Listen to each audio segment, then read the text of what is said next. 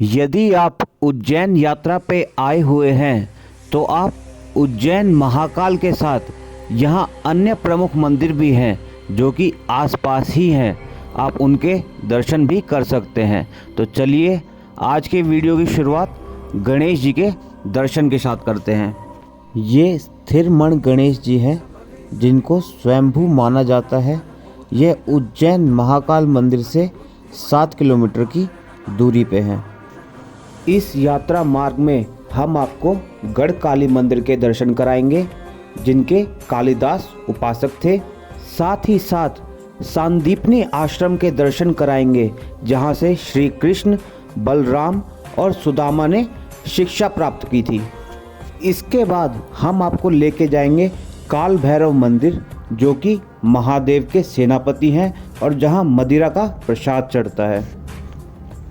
तो अभी हम उज्जैन महाकाल मंदिर के दर्शन करके निकले हैं और अब गढ़ काली मंदिर, मंगलनाथ मंदिर, इन सब के दर्शन करने चलते हैं।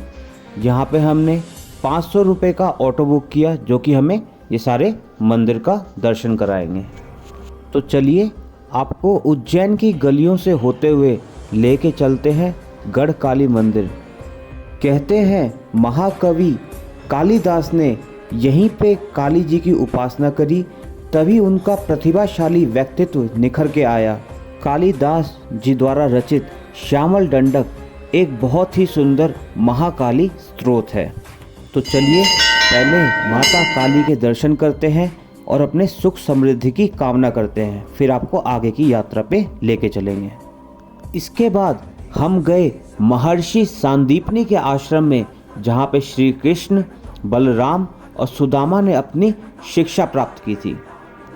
महर्षि संदीपनी मूल रूप से काशी के थे, परंतु अपने मृत पुत्रों के वियोग में वह काशी छोड़ के अवंती नगरी आ गए।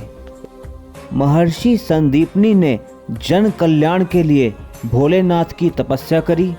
फलस्वरूप भोलेनाथ ने प्रसन्न होकर उन्हें वरदान मांगने के लिए कहा, जिसके तत्पश्चात उन्होंने अपने 7 पुत्रों में से एक मृत पुत्र को जीवित करने का वरदान मांगा।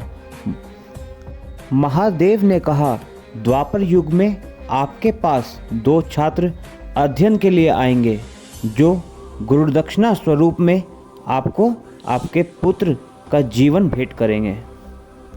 वह छात्र और कोई नहीं, स्वयं भगवान श्री कृष्ण और उनके भ्राता बलराम थे। सामने जो आप कुंड देख रहे हैं यह भगवान कृष्ण द्वारा निर्मित गोमती कुंड है। इसकी कहानी मैं आपको डिस्क्रिप्शन बॉक्स में दे दूंगा। यहाँ पे दीवार पे लगी पेंटिंग में श्री कृष्ण द्वारा ली गई अलग अलग शिक्षाओं का वर्णन है। सांदीपनी आश्रम में अत्यंत ही शांति की अनुभूति हुई और यहाँ दर्शन करने के तत्पश्चात हम मंगलनाथ मंदिर के लिए निकल दिए। मंगलनाथ मंदिर, इसे मंगल ग्रह का जन्म स्थान भी कहा जाता है। यह क्षिप्रा नदी के किनारे स्थित है और यहाँ नवग्रहों की पूजा अर्चना कराई जाती है। हमने भी यहाँ पे पूजा करवाई। तत्पश्चात हम काल भैरव मंदिर के लिए निकले। तो अब इन नज़ारों के मज़े लेते हुए हम काल भैरव मंदिर की ओर अग्रसर हो रहे हैं। काल भैरव जिन्हें महादेव का सेनापति भी कहा जाता है, यह उज्जैन के विशिष्ट मंदिरों में से एक है। क्षिप्रा नदी के किनारे स्थित काल भैरव मंदिर उज्जैन के सबसे सक्रिय मंदिरों में से एक है, जहाँ पे काल भैरव देवता को प्रसाद रूप में मदिरा चढ़ती है।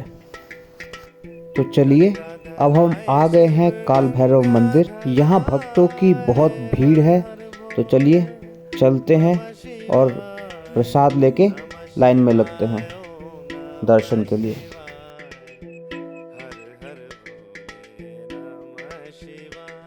यहाँ दीप मालिका में तेल भरा जा रहा है जो कि रात में प्रज्वलित होगी।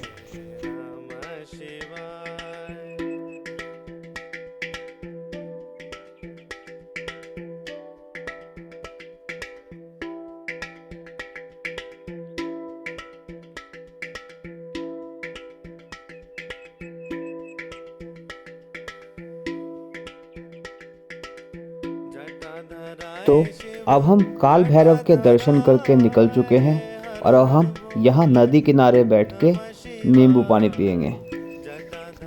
तो अब इन खूबसूरत नज़ारों के साथ हम आपसे विदा लेते हुए मिलेंगे अगले व्लॉग में एक नई ज्योतिर्लिंग की यात्रा पे। अगर आपको हमारी यह वीडियो अच्छी लगी हो तो कृपया लाइक, शेयर और सब्सक्राइब कर दीजिए। तब तक के लिए हर हर महादेव, जय शिव शंभु भोलेनाथ।